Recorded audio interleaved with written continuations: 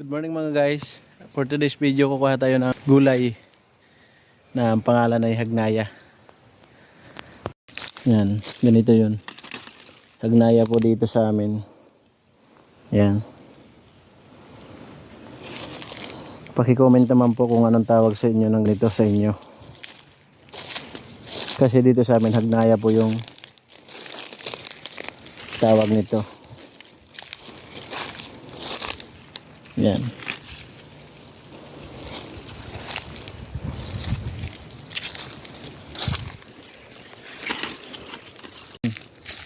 Mas maganda yung mga malalaki.